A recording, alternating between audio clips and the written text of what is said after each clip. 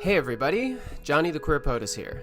The following video is a conversation I recently had with my friend and fellow president's nerd, Chris Richardson. In it, we talk about a presidential election that took place exactly 100 years ago, the election of 1920. It was a time not unlike our current moment. Divisions of race and class were finding their violent expression on the streets of America. A pandemic was raging through the population, and a world war's end prompted Americans to search for a return to normalcy. Sound familiar? Normalcy was exactly what Republican presidential candidate Warren G. Harding was offering in his campaign. In fact, some say he invented the word itself. In this video, Chris and I pick apart Wilson's last year in office, discuss how Warren Harding's election threw water on the fiery passions of the American people, and whether there are any parallels between Warren Harding's stay-at-home campaign and Joe Biden, who is running for president without leaving his home. Before we get started, don't forget to like this video, subscribe to my channel below. Go ahead, I'll wait. Click it. Come on. And send me some bucks on Patreon, where patrons can see the full version of this video and many other extras. And with that said, please enjoy my conversation with Chris.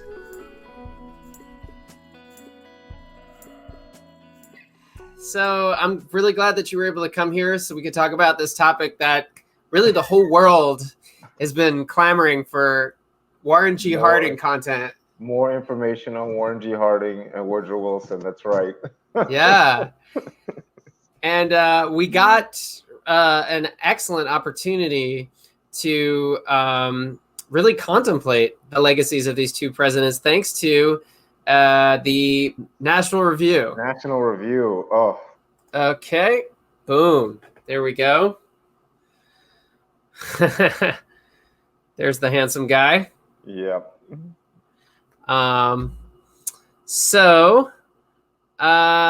Yeah, what's your first impression here? I think that history is still overly kind to Woodrow Wilson, and probably overly harsh to Harding. And the reason I say that is because, yeah, Harding had a lot of failings. He probably wasn't equipped for the job. But in terms of actual damage to the American people and actual damage, particularly to African Americans, there's really no comparison between Woodrow Wilson and Warren G. Harding. And it actually is pretty amazing that Woodrow Wilson is still revered and honored, despite the fact that as a president, he had a stroke in office and sort of just muddled his way through, and let his wife sort of do stuff. And maybe he did stuff on the side. And I think that a lot of things that we look back and we're like, wow, that's so admirable. We should look back and be like, huh, that isn't really good. Like everything that people might despise about a W or a Trump in terms of, thinking that they can be the saviors of the world, and the neoconism of Bush, and sort of the what's going on in Portland right now. When you compare that to the Palmer raids, all that stuff was in the Woodrow Wilson administration. And so in that way, I think it's interesting that, there's so many things that are named after him. I don't think I would replace everything named after him with Warren G. Harding. But yeah, I think that for what America needed in 1920, maybe Harding was the one. Well, let me ask you, what do you think a Warren G. Harding School of International Relations at Princeton would be like? No, let's not name everything after him. That's definitely not. Definitely not after Warren G. Harding, because I don't think that he really didn't have much of an international policy, right? Like his idea was a return to that mistaken word normalcy, which isn't even a word. America's present need is not heroic, but healing. Not awesome, but normalcy. Not submergence in internationality, but sustainment in triumphant nationality. So his foreign policy was that, and trying to outlaw war, which came along later. And also, I guess, like signing a treaty. It wasn't the Treaty of Versailles, but basically signing a treaty and being like, hey guys, good luck with everything. So no, I don't think that maybe having his foreign policy isn't his strong suit. No, yes, it would have to be like the isolationist school. Um, but Which could be a school, right? Which could be a school. I mean, like if you think about it in that way. I mean, if the Trumpian sort of, I know Trump isn't a good example of it, but if that Trumpian idea of like Hmm. we're going to work on our own country now becomes Yeah, popular enough, that could be the foreign the thing. policy consensus in the future, right? No, it's definitely true. It's Yeah. definitely true. But no, I don't think that I mean, obviously, I really actually. What do you think of World War One? What is your opinion of World War One and the whole thing? Yeah, so obviously to answer a question like what is my opinion of World War One, Yeah. it's kind of hard because it's such a diverse conflict. It's even difficult to say where the war was fought Hmm. because it was fought in so many places. Hmm. Um, but as far as Woodrow Wilson's role in it, my impression is basically that he barely squeaked by to become president. Hmm. He was like one of the very few Democrats who got to be president in that long interval between Hmm. Lincoln and FDR. And he realized that if he was going to get 4 more years, he was going to have to do something really great. Hmm. He wasn't going to be able to just kind of float by. So at the time, there was an economic recession in the United States. There was an extreme need for something to boost the economy. And the outbreak of war in Europe provided the United States an opportunity to supply and trade with the warring nations of Europe, which, when you're a warring country, you're desperate for things. Right. And the US has the capacity always to produce lots of things. Hmm. Uh, but it wasn't turned on until World War One broke out, and war industries insisted on pushing Wilson toward let's trade. Hmm.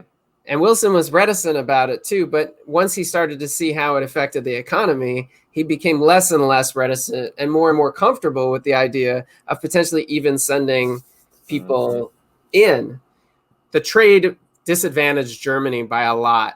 And so the Hmm. Germans fired on American ships, trying to make the Atlantic Ocean too dangerous of a place to make it worth it for American proprietors to go to Europe.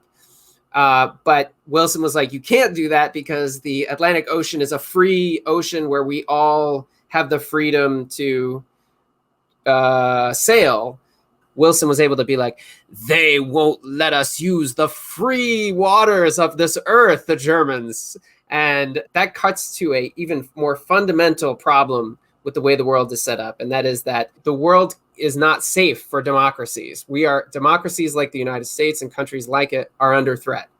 And so in order for us to have a free world where free democracies can flourish, we have to get involved in this conflict ourselves and actually send soldiers. And that's why I think Hmm. that's my read. Logical. That makes Yeah. sense. Yeah, my sense has always been that, Europe had a sort of world war, a war within itself in the 1870s when Prussia was founded. And, like maybe, and, during that war, the Franco-Prussian War, Germany or then Prussia basically crushed France in a relatively short period of time. And they figured it all out after that.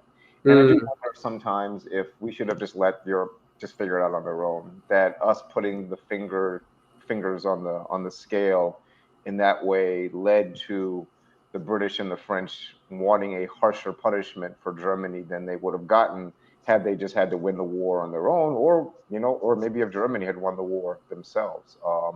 To me, it just seemed like a bunch of European powers fighting it out in World War One, and we got involved because this president, Woodrow Wilson, felt that he had that right to remake the world. And that isn't to say the Republicans didn't want to get involved, because they did want to get involved. But to me, it seems like it mhm. would be better if we had just sat it out, let them fight it out, and maybe we could have avoided, or maybe we couldn't have. Maybe things like the rise of Lenin in Russia and the fascists in Italy and in Germany would have happened anyway. But maybe not. The end of World War I and Wilson's inability to manage that, on top of the fact that he had a stroke, and just like he's just too sanctimonious and too puritanical to manage such a thing, kind of led to the downfall of these 5 empires around the world, and that had a detrimental effect on the rest of the 20th century. Yeah, and I think that I think the French and the British indulged the Woodrow Wilson's idealism and used it as a mask, as a cover for more nefarious activities. Sounds familiar to today, doesn't it? Yeah. A lot of today's America looks very much like Wilson's America, especially in the last years. Like literally, like in 1920, you had a pandemic, race riots or race issues, civil like the Palmer raids, and a sense that the federal government was out of control, an attack on immigrants, like an erratic president who's probably ill. The coronavirus, I think that at some point that's going to sort of just disappear, I hope. I'll be right eventually. Like an economy in free for all. Like all the things that we look at today, and we're like, man, when have we ever had an experience like this? It's like, well, actually, yeah, 1919, 1920, that is exactly how the world looked. Slightly worse. Actually, so much worse. Yeah, like I had talked to you as well about this idea I had for a video where it would be like 5 or 6 presidents who left their country as like a dumpster fire, basically. Like 5, so it would be like James Madison, who literally the White House was in flames when he left. Yep. Like James Buchanan, who was like, there was no country, like half the country was gone. And then he sort of just said to Lincoln, hey, good luck, Lincoln. Nobody says this, but like when you go to Wheatland, James Buchanan's house, they should be like, welcome to Wheatland, home of the only president to lose states. And then it was going to be Woodrow Wilson and Herbert Hoover.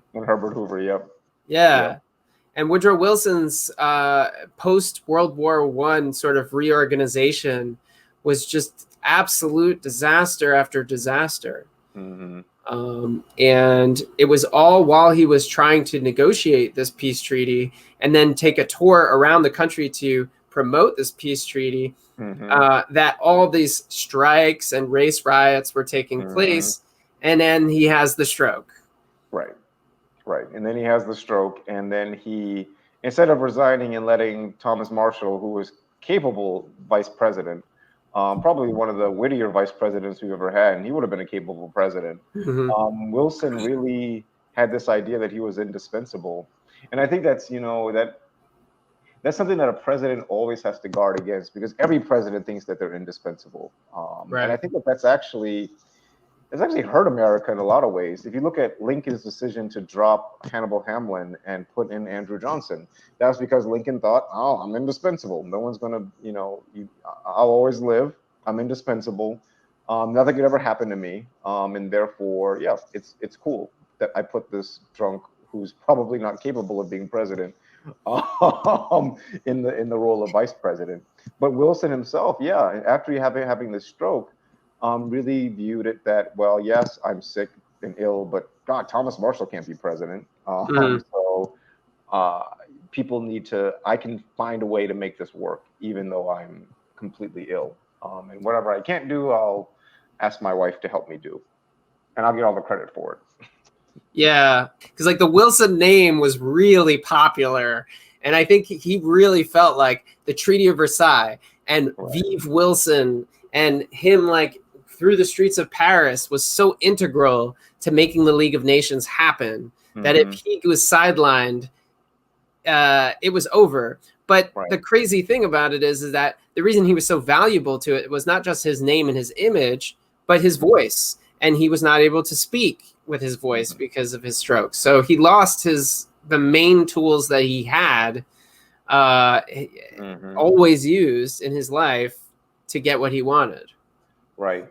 And then it's funny that looking at the 1920 presidential election, that's also very similar to this election, where James Cox and FDR really campaigned hard, and Warren G. Harding was kind of like, you know what, I'm gonna sit on this porch, I'm gonna make a couple speeches, and let these people speak for themselves, right? Like that is like probably the best way to campaign, to be like, I'm not making any promises, I'm not saying anything, I'm just returning us back to normal. And that was enough. And it's funny that people today are like, oh, Biden has to campaign. No president's ever won by just not doing anything. I'm like, oh, actually, no.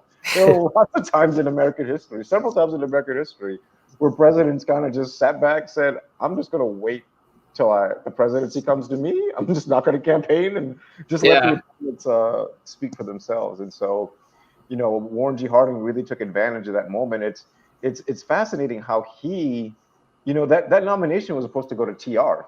Had Theodore Roosevelt lived, hadn't died in December 1919, he would have been president in 1920, which is a whole nother conversation about him. But and so when TR dies, they're looking at Colonel Wood, they're looking at maybe Eli Root, but it settled on or Foraker from Ohio, but they settle on Warren G. Harding because it's like, this dude looks like a president, and he's easily controllable, and he's affable. He's a nice guy. And that was enough for them. He didn't win on the first ballot, the second ballot, or the third ballot. It was sort of like, we're drunk, we're in this hotel, we're tired. And that's where the whole phrase, the smoke-filled room, comes from, where they literally did gather in a backdoor room and said, okay, well, who are we going to pick? But they ended up just settling on Warren G. Harding because he looked the most like a president. Harding, lead the GOP. Harding. Transmitting live over the wireless from Pittsburgh. With 48 states reporting, it's Warren Harding with nearly 60% of the popular vote. Ladies and gentlemen, Warren Gamaliel Harding has been elected the 29th President of the United States. I think he's like such a fascinating figure. I think he's much more fascinating than even this, like on a personal level, than Woodrow Wilson. Warren G had oh my god, lots of trysts throughout his life. Yeah, including a German spy. Yeah. Carrie Phillips. Carrie Phillips, who they sent on a worldwide cruise in 1920 when he was running for president. Yeah, him and his wife Florence had such a fascinating relationship, because Florence really was the what's that old, like, horrible, like, sexist phrase? She wore the pants in the family or something. Yeah. Like that. Whereas he really probably couldn't get, his 2 feet on without Florence there to help guide him. And in fact, for someone who's considered so baffling and so bumbling, he actually did like quite a bit. Like the fact that he ran a newspaper and got himself elected to the state senate, and then ran for governor and lost, and then or did he win? I forget. But then managed to become a U.S. senator, and then run for president, while having multiple mistresses and having affairs and everything else. It's pretty remarkable that. But the most fascinating thing to me about Harding is there's this book called The Shadow of Blooming Grove. He was born in Blooming Grove, Ohio. And the book basically says that Harding was driven his entire life by the fact that everyone thought he was half black.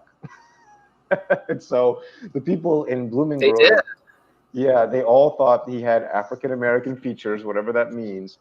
His father-in-law allegedly thought the same thing. And he basically felt all of his life that people, kind of made fun of him for that, or certainly the Democrats used that against him. Even in 1920, the Democrats used that against him, claiming that he had like an African-American grandfather or an African-American ancestor in his past. Yeah, but yeah, it's just interesting that that Harding sort of battled his whole life with that. And so the book, it's actually one of the funniest biographies I think I've read of a president. Talks a lot about how people would come to his house and say, oh, like, who's your black ancestor or whatever. And he basically spent his entire life kind of discounting those rumors. I think he actually had to release something to the press in 1920 when he was running for president, kind of disclaiming the fact that he wasn't African-American or had no African-American blood, or whatever that meant. Yikes. What a country. So if Woodrow Wilson was kind of the person who, saw America turn into a dumpster fire and like left his country in flames as he walked away with his pants around his ankles. Warren G. Harding shows up and he's like, okay, we've got this country that's basically on fire. Everything's falling apart. Everything's up in the air. We've won an overwhelming majority victory to become the next administration. I got rule of law, Calvin Coolidge by my side. He's not saying anything. I'm out here front looking pretty for everyone. And how does this team and all of his advisors, like, do they actually return the country to normalcy, or is it just more lunacy? I think people in 1921 and 1922, given that, you know, he basically cut taxes, the economy improved, race riots somewhat went down. I think that people in 1921 to 1922 would say that, yeah, it was just a better country by then. There wasn't the same kind of like frantic leadership that you saw under a Woodrow Wilson. Again, like, there's something to be said about just chilling out and not having a president who's doing everything and involved in everything, and really just like, you know what, I'm gonna cut some taxes, I'm gonna do some business stuff, be on the side of business. Now, granted, like, they are not my economic values, certainly, but I certainly think that if you look at 1919, 1920, and then compare that to 1921, 1922, the country was just in a better place. The economy was in a better place. Unemployment had fallen. The Spanish flu by then had started dissipating. And I think you began what was known as the Roaring '20s at that point. Now, how much of that had to do with, you know, Warren G. Harding, and how much of that just had to do with the passage of time, that's up to debate. But had a Woodrow Wilson or a James, like, well, Woodrow Wilson wanted to be president again, and he wanted to run for a third term. But had he been a president in a third term in 1920, just imagine the kind of frantic leadership that people would still see, the desire to pass bills, the desire to get involved in every conflict in the world. I think that America wanted to step back from that and say, you know what, like, we're good. We're gonna have our jazz and have our economic benefits and let business grow and call it a day. Country closed. Yeah, he's like the fun presidency, you know, like he steps in at the right moment. There's not a lot of expectations on him. And it's just like society is in the process of now breathing this collective sigh of relief. Yeah, and I think that's what people wanted. And I think that if you were African American, even if you looked at the Wilson years and how he segregated the federal government, aired Birth of a Nation, really was dedicated and devoted to this idea of the superiority of whites versus African Americans. And you look at someone like Harding, who made a speech in segregated Alabama calling for Black equality in 1921. I can say to you people of the South, both white and black, that the time has passed when you are entitled to assume that the problem of races is peculiarly and particularly your problem. It is the problem of democracy everywhere. Our democracy is a lie unless you stand for that equality. And you have to think that at least for a lot of African Americans, like Harding was he wasn't like he wasn't like a Lincoln or a Trump, who's done more for Black people than anybody in world history, except for maybe Lincoln. I've done more for Black Americans than anybody, with the possible exception of Abraham Lincoln.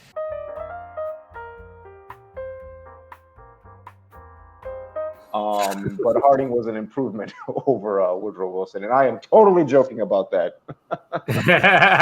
So wait, okay. So if Harding, you know, for whether it was his talents or whether it was just good timing, Harding basically gets to preside over a couple of years of growing prosperity and the end of like a lot of chaos when people are just kind of like relaxing a bit. He brands himself as sort of the normalcy candidate, so he vibes perfectly with the times.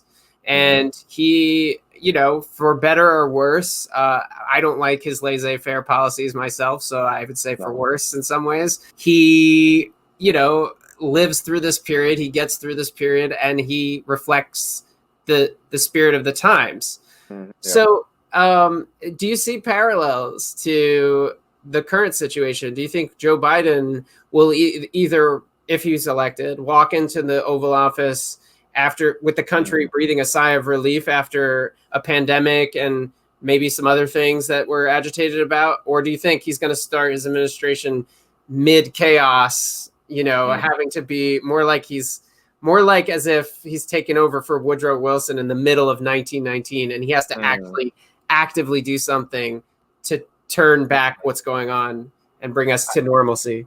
I think that all depends on how big his victory is and if he gets any victories in the Senate. If he wins the Senate, if the Democrats win the Senate by a comfortable margin, I think that you're going to see more of a 1932 parallel with Biden as the FDR. But if they don't win the Senate and it's a close election, I could see Vice President Biden settling for that idea that, I'm just going to focus on returning to normality. And I'm going to focus on just getting us, to a happier place, distributing vaccines and focusing on small ball, and not look for that big bank shot on healthcare or bank shot on other things.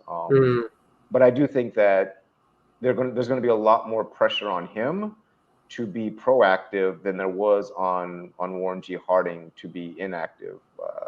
Harding basically campaigned on, look, I ain't doing nothing. You see me on this front porch? That's going to be me for the next 4 years on this freaking front porch. I ain't doing nothing. Whereas I don't think that, and that was a message. And I think that really resonated with a lot of Americans who, after not just 8 years, but really even during the TR years, you had a really frantic president who was running around, doing everything, involved in everything. And people kind of just want to be like, you know what? No, I want my quiet president. I want my president to be doing what God knows what in the White House with his mistresses and just staying out of my damn business. And I think you really saw that reflected in Warren G. Harding and then later in Calvin Coolidge. Yeah. Yeah. And Bill Clinton, too, to a degree, he sort of represented that, like, people associate how chill everything was in the 90s with, and they think back fondly to the Monica Lewinsky scandal, like to have a president who's having an affair again, as opposed to a president who's completely inept and corrupted and out of his mind and unable to focus on basic things. Harding really was laissez-faire with his cabinet officials. Now that worked out great with Treasury, not so much with the AG, and not so much with Interior. Everyone remembers Albert Fall, but in some respects that actually turned out pretty well. I think the laissez-faire, I'm going to sit back and let the country run itself. That worked out, I think, for him. Well, he turned back a lot of orthodoxy. So when Lincoln was president, the first Republican president, the party was just like, shit, well, we're in power now. Who wants to be in the administration? First, Lincoln, of course, hired a lot of Democrats to stay consistent, and to show a unified opposition to the Confederacy. But he hired a lot of people he just knew. And then Grant took that to levels that were never seen and unparalleled in our history. And so Hayes, was like, all right, we're going to reform that. And then the reformers essentially won out in the Republican Party. And it was that way until Warren Harding was breaking every convention of all of that reform that the Republicans had done to ensure a meritocratic structure for hiring. Yep, you're absolutely right. And I think that with Harding, he really was done in by his friends, by the people from Ohio that he had hired. But I also think that but history is so funny in the way it moves. Like if you would ask the average American in 1921 who they preferred, Woodrow Wilson or Warren G. Harding, the vast majority of Americans would have said Warren G. Harding. Even like when he died, Walter Cronkite had said that Walter Cronkite had been a newsboy in the 1920s, and when he died, he was throwing out papers on the street, and he commented on how like shocked and saddened everyone was when Warren G. Harding died, and how the country really felt this sense of grief at his loss. Now, later on, when things came out, people's opinions changed, but at least during his actual presidency, even with all the scandals going on, people were generally content and happier to see the country not going through Palmer raids and race riots, and not to say that all that stuff was Wilson's fault, but it's certainly, just like the coronavirus isn't Trump's fault, but when you have a president who just isn't equipped at that time to deal with that stuff, that lack of leadership really shines through. And sometimes problems just solve themselves.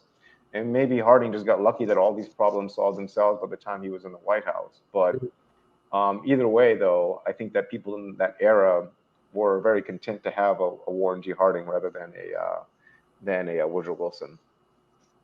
Yeah, and I think that Warren G. Harding really benefited from the war economy that preceded him under Wilson. So I want to give Wilson a little bit of credit here, because that's true. The economy he built was incredibly strong, and so and it was a lot of it was not private. It was publicly owned things. The railroads were owned by the government. The telegraph wires and telephone were taken over were nationalized. And so really Warren G came in and just sort of was like throwing out, like, it was kind of a big payday for companies, because now all this stuff was going to be privatized. And he, any president who gives more to business when they have a lot to give is going to win friends. Right. Exactly right, and he did win a lot of friends by doing that. So, I have a question for you, actually. What do you think of Teddy Roosevelt? Of Teddy Roosevelt? Yeah. And in terms of this, not in terms of his presidency. Let me clarify. What do you think of Teddy Roosevelt during this period when Woodrow Wilson is president, and how he basically spins, like, when people are like, "Oh God, Trump really hates Obama. That's probably the worst I've ever seen." I'm like, no. Yeah. If you want to see a president who hated another president, oh my God, TR, Woodrow Wilson. More than anything Trump could ever do to Obama. Like, TR absolutely detested Woodrow Wilson. Well, actually, TR detested anybody who wasn't